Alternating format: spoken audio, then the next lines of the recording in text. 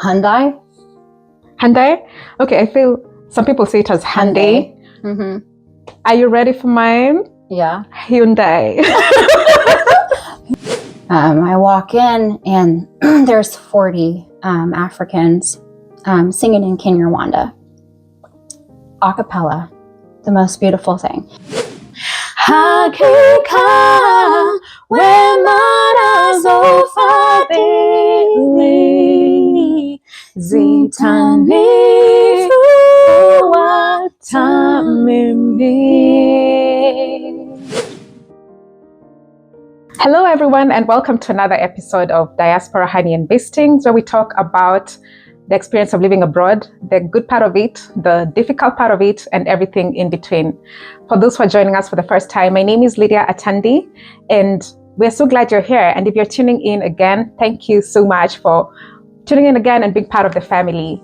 So a bit of history for those who are joining us for the first time. I have lived in the US for 10 years, and prior to that, I lived in Kenya for a great part of my life. And I just love sharing what my experience has been over the decade that I've been here. And I love to also hear what your experience has been in whatever country that you are currently located at. So guys, today I am really excited because I have one of my best friends here who actually also happens to be the very first guest we have since we started doing the Diaspora Honey and Beastings series. I don't want to talk too much. Without further ado, I will let her introduce herself and tell us a little bit about herself. Well, hello. Hello. Take it away. My name is Jessica. Born and raised in the United States. I am from Kansas. Small town girl with big dreams, of course. What small town did you grow up in? In Augusta, Kansas. Yes. A lot of people know Wichita, which is the closest big city. Lydia has been a really good friend. Actually, one of my first friends that I made when I started going to the church that we go to, actually. Awesome. Yeah, I'd have to say the same thing. Jessica is one of the people that I clicked with when I, started going to Three Angels, and I think it's just a friend sent from heaven. Amen. Right. So today, guys, it's going to be a very interesting and exciting episode today.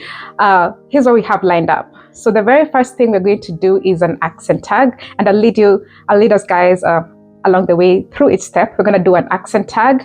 After that, we're going to share some experiences about each other's culture, what we like, what could be better. And you want to stick around because the third part of it is a surprise. You're going to both do something that we really love to do. So let's jump right into it. So the very first part, for the accent tag, we're going to have some words here. She's going to pronounce them in her American culture. I will pronounce them in her American accent. I'll pronounce them in my Kenyan accent, and you will see the words on the screen as well. And I want you to tell me how you would pronounce them, okay, down in the comment section. Are you ready, Freddie? I am. Okay. So this is the very first word. Tell me how you would pronounce this. Culture. Well, I would say it as culture. Okay, number 2. Where is it? Weapon. Weapon. Okay. Number 3. Route. Okay, so this one, I say route, Mm-hmm. but it's because I've had it over and over again being pronounced as route. Or but route. Before that, I used to say route. Route. Yeah. And then, okay, how do you say this? The great controversy. The great controversy. Not much difference, maybe just in intonation. Yeah, and I'll put the stress. This is someone's name. How would you say this? Leah. Okay, I say it as Leah. Yeah. Oh, that's prettier. This okay, this one's another person's name I was shocked about how people pronounce it here. How would you say it? Joanne. See, we do Joanne with 2 N's. Yes, that's what I noticed. Yeah. Yes, actually, I've not seen a lot of people call like Joanne with 2 N's in Kenya. Like it's usually that Joanne, this spelling, but we pronounce it as Joanne, either way. So, okay. English is weird. So interesting. Okay, how about this one? Bird. Bad. Okay. Bad. Similar word. Bad. Bad. So my point is like there is no difference with how between how we pronounce that former word and this one. We say it both as bad. Bad. Yeah. Okay. This is a common one, a popular one. Water. Or water. Water. Water. So water. I feel like this one is more like America versus the rest of the world. Water. Water. That's what. Water. Okay. Another person's name, a Bible name. Esau. It's like we're just literally pronouncing it how it is written. It's written. Mm-hmm. Button. Are you sure they say button? I say button. Really? Some people say button. Yeah, that's what I feel like most people say. I say button. You say button? Yeah. I think you're secretly British. I say it as It's like the old teacher in me. Oh yeah, button. I say that button. I feel like it's a lot of work saying it as button. Like button. Button. Ooh, anyway, but it's kind of cool. All right. Important. Really? Okay. I feel like some Americans say it as important. Is it? I say important. Important. Yeah, I can't even pronounce it like that. And sometimes it depends on where they're from. Okay. Mm-hmm. Yeah, because I noticed you guys too have like different accents within the country. Yeah. From different states. I Midwestern accent. Mm-hmm. There's Southern accent. Yeah. And Jersey, New York. Can you tell the differences? I can. I can't. For real. I can't, but I understand because like sometimes when people from America hear our different accents in Africa, they can't tell them apart. But we can tell them apart. I think it's just the same concept how I can't tell. I think so too. Yeah. Any states, different accents. But that's, So this last one is my favorite one. Hyundai? Okay, I feel some people say it as Hyundai. Mm-hmm. Are you ready for mine? Yeah. Hyundai. Hyundai. Hyundai. Yeah. That's the way it's spelled.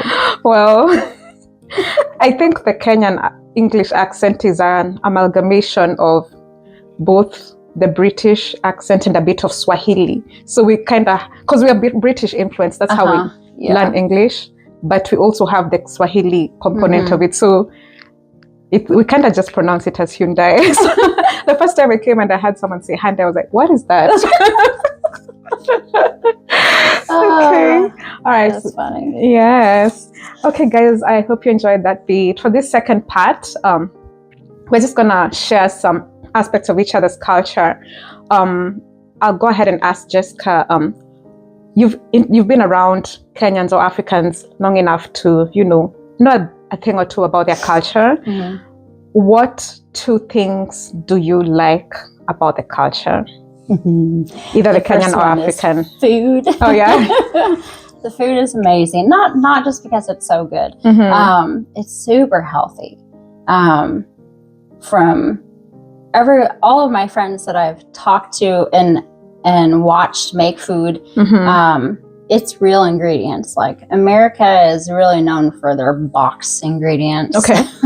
And it's no secret that stuff is banned in other countries and it's legal here. Mm-hmm. And that's what America is so used to. We used to not be like that, but that's what it's like. And the African food is pure. It's not sugary. It gives you the nutrients that you need. Yeah. It's filling and it's not empty calories and it's delicious. Yeah. I agree with that. Yeah. Yeah. Awesome. The other one would be the culture, like the community culture. Mm-hmm. And I've shared this with you before, and it's just probably the most beautiful thing that I've experienced with coming to the church that Lady and I go to, and seeing and being a part of the family with the African culture. there's no stranger. Like, so if someone passes away, and like we had someone's son pass away back in Kenya, everyone came together. Even Kenyans and Tanzanians, like around Wichita and even just around Kansas, came together and helped pitch in money for them to be able to go back to Kenya to bury their child. Yeah. Which America isn't like that. In a sense, they kind of are. They've got the GoFundMe and stuff, but it's different. It's selfless. And I experienced an African funeral for the first time. We were there together. It was the most beautiful funeral I've ever been at. It was actually like a remembrance of the person. I walk in and there's 40 Africans singing in Kinyarwanda, a cappella, the most beautiful thing. And then as soon as that hymn was done, another person started another. You know, it was just, and it was the pure and raw emotion in it is something that Americans hide. Like when at funerals, American funerals, people cry silently. They hide their faces and they cry. At this funeral, they were wailing and crying, and it was, I mean, it made all of us cry.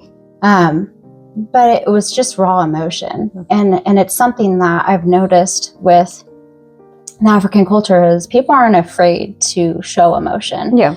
And they aren't afraid to help those that need it, whether they're like short on money or not, you know, they understand the difficulties. And I think that's something that America lacks. Yeah. Oh, thank you for those points too. Yeah, I think I can, you know, I love those elements of our culture too, you know, the food and also just the way people come together, you know, when, especially when people pass away or during just the community aspect of it. Yeah, and thanks for sharing that too. And I'm also going to share like two things I appreciate about the American culture. First thing is timekeeping and punctuality. Yes. They say that like in America, if you are if you are 7 minutes late, you're late. If you're 15 minutes late, you're late. Well, a big part of our culture is that if you are 30 minutes late, you're actually very punctual.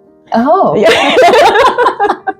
So yeah, I appreciate that punctuality too. I think it helps things run because time is everything. Time is a very important resource, and if we don't manage it well, there's a lot of things that are gonna go haywire, you know. And I'm personally, you know, working on myself on the time aspect, you know. And we also kind of have like a double standard. A lot of us Africans do, where if there's an event that's gonna be mostly Africans, we're gonna come in, we're gonna roll in whatever. But when we know it's gonna be, you know, a combination of different cultures, or we're gonna be there on time. But I think we should all just embrace that punctuality and, you know, just the concept of doing things on time. If a meeting starting at this time, let's meet at this time, you know. It shows respect to the other person's time, you know. When I come in like an hour late, 2 hours late, I am not respecting your time, you know. And if I'm not respecting your time, it's gonna like just affect to how you view my integrity. Not just that, but it's not even how you view by itself. It's just part of just having integrity, honoring someone else's time. The other thing I appreciate about the American culture is just in general the transparency of the people. I know a lot of Africans that are transparent, and I also know a lot of Americans that are not really transparent, but I feel like cumulatively speaking, generally speaking, the American people are very transparent, and that increases accountability, you know.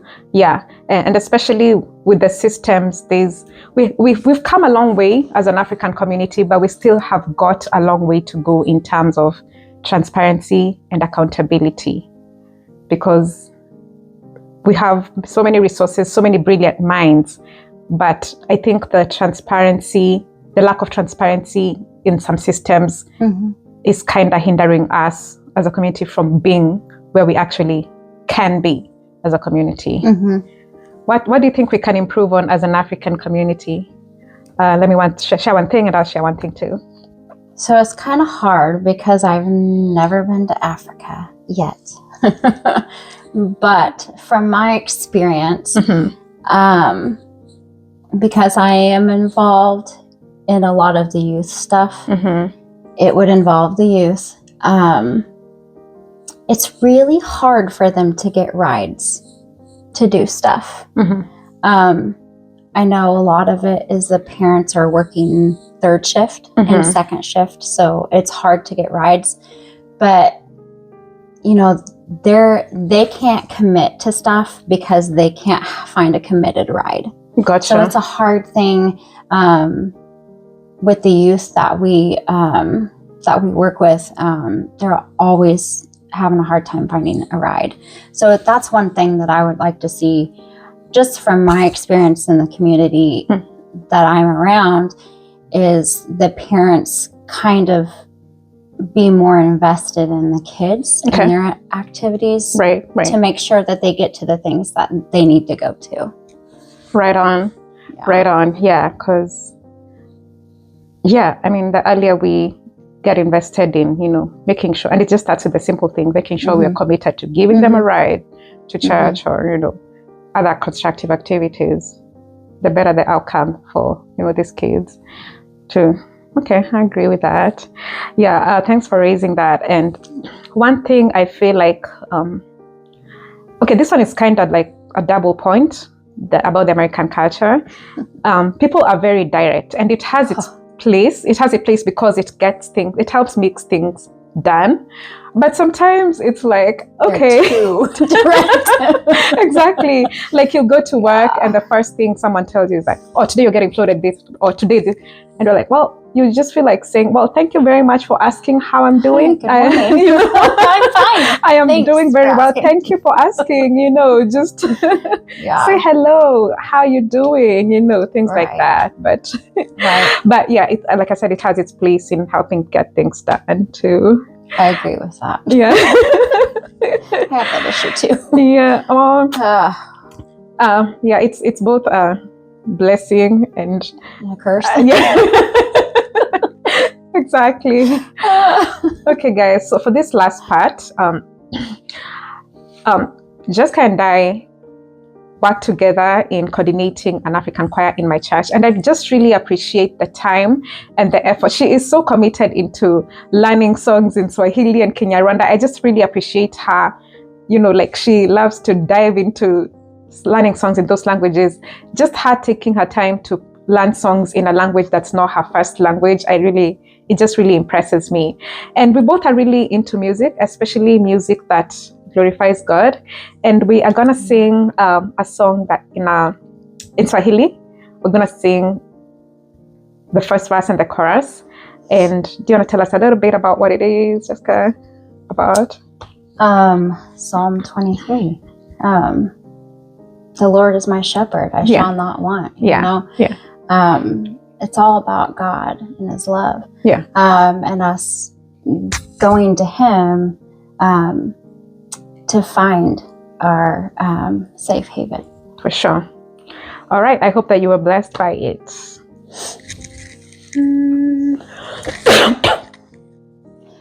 Bwana ni mchungaji wangu,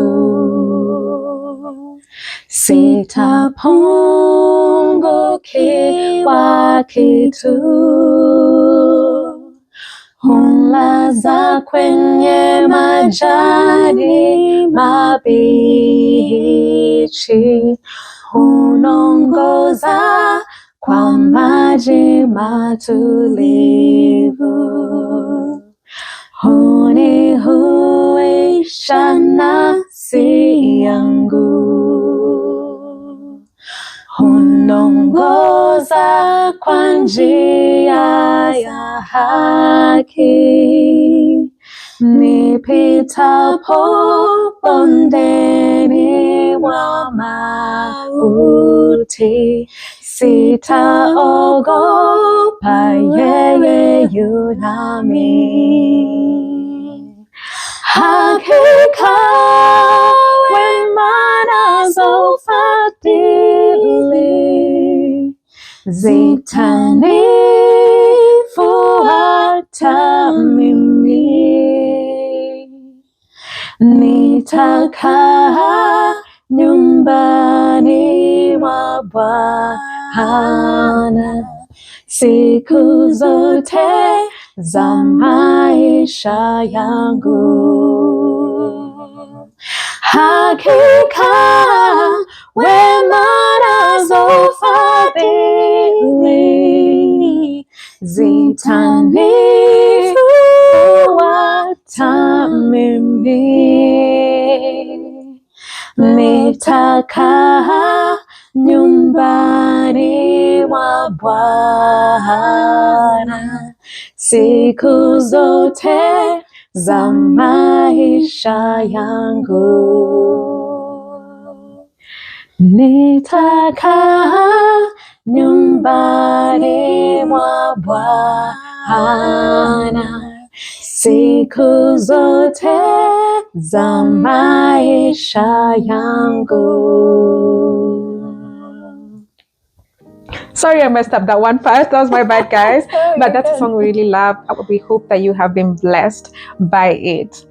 Otherwise, thank you so much for joining us on today's episode. We hope that you were encouraged and you enjoyed it.